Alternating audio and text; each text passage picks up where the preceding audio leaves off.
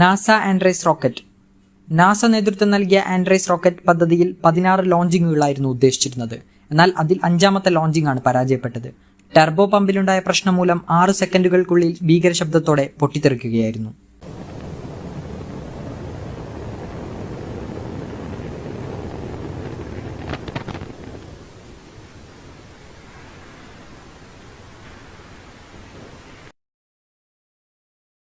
അമേരിക്കയുടെ തന്നെ മറ്റൊരു പരാജയമാണ് Juno second rocket explosion.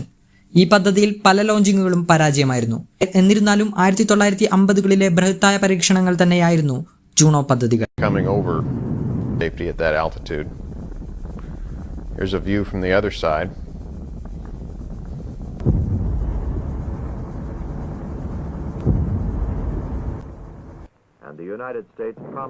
വെങ്ങാഡ് TV-3 US-ന്റെ മറ്റൊരു പരീക്ഷണം.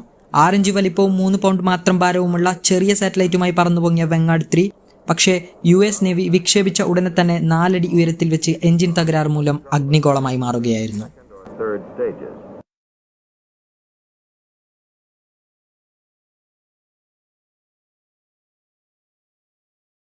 റോക്കറ്റ് പരീക്ഷണങ്ങളിൽ പക്ഷേ നഷ്ടങ്ങളുടെ കണക്കെടുക്കാറില്ല. അത് ഭാവിക്ക് വേണ്ടിയുള്ള മൂലധനമായി കണക്കുകൂട്ടാർ മാത്രമാണ്.